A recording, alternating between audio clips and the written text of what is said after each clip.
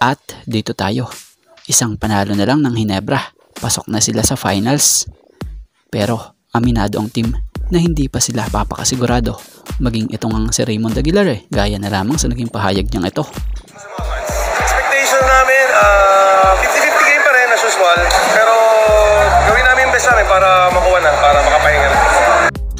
Pero syempre, kung gusto na talaga makuha ng Hinebra ang spot para sa finals, mabuting panatilihin nila ang team bilang dominant team gaya ng ginawa nila sa Game 1, Game 2 at Game 3 ng semis na kung saan tinambakan nga nila every game ang Northport dahil big factor sa team itong maagang pagputok nila para maagang makaalagwa. At batay nga sa isang naging pahayag or report ng fast break, sinasabi rito credit po, Gene Kings ay semi-sweep better before finals. So yun nga, kung ganun, kung masweep ito ng Hinebra, etong Northport, ang maganda dito or kagandahan dito, magkakaroon nga ng mahabang pahinga itong Hinebra na siyang kinakailangan naman ng ilang players din nila. So talagang magandang pagkakataon sa Hinebra kung masweep talaga nila etong Northport para bago nga sila sumalang sa finals, kung pala rin sila'y nakapahinga na, kondisyon pa. At dito tayo about kay Cedric Barefield.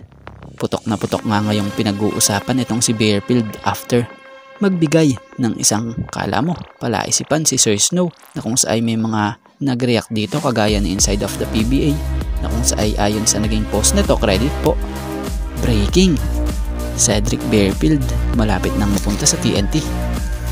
So si Cedric Barefield isang legit na scorer ito ng Blackwater Bossing.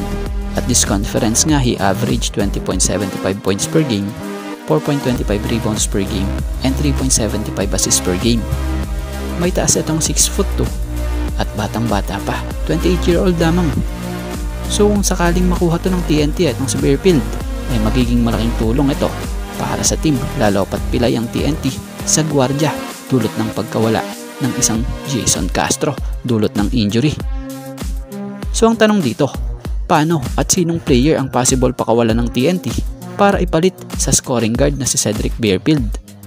Matatandaan namang si Barefield ay isang top pick player din ng Blackwater na kung saan nakapagpakitang gilas na nga ito dito at nakita nga yan yung totoong kalidad ng kanyang laro.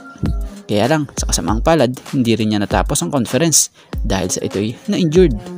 Pero kung na-injured man ito, ang maganda pa sa kanya mabilis lang siya makakabalik dahil bata pa nga. So may mga ilang fans rin na mga nagsasabi na walang imposible sa TNT, maaaring kaya nilang makuha ito sa trade kung kanilang gugustuhin dahil sample ng araw dyan yung Ray Parks noon at BGR na may magandang nilalaro sa Blackwater pero kanilang nahilot at nakuha pa para isahog sa TNT. So kung tutuusin nga raw, possible rin raw yung Barefield kung magkataon. So syempre abang-abang pa din kung matutuloy ba yung Barefield sa TNT dahil syempre sila mag-uusap at magkakaroon ng kasunduan about sa pagdating sa mga ganyan. So abangan na lang natin, kung matuloy edi matuloy, kung hindi edi hindi. Ganun lang yun, di ba? So road to recovery na nga po si Jason Castro after ang successful surgery na ginawa sa kanya for a patellar tendon tear in his right knee na nakuha niya nga po sa semifinals ng Game 2 TNT kontra Ross.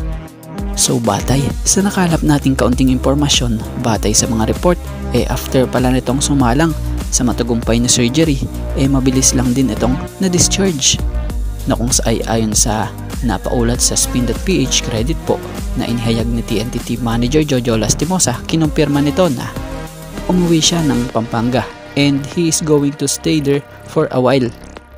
He will have a check-up in a few days. It's going to be a long process. It's going to be a full 12 months. Let's see how his body recovers. So matagal-tagal nga rin nating hindi makikita sa hardcourt etong si The Blur kung tutuusin dahil kinumpirma isang taon din ito mawawala sa basketball. So syempre yung injury niya, mabigat na injury yan kumbaga dadaan ka talaga sa mga proseso para talagang makarecover. So dadaan yan sa mga therapies and rehabilitation. So magiging malaking kawalan si Jason Castro ngayon talaga dito sa TNT dahil laki ng role niya sa team na mahirap naman mapunan ng isang player dahil iba kasi yung galing at ligsi ng isang Jason Castro kahit na ito'y may edad na. At bago nga ang lahat, baka naman po pwedeng makahingi ng isang subscription para sa ating channel or paki-follow na rin po kung nagustuhan nyo ang ating mga basketball update. At kung ito na may makakabigat para sa inyo, kahit isang like and share na lamang po. Maraming salamat po.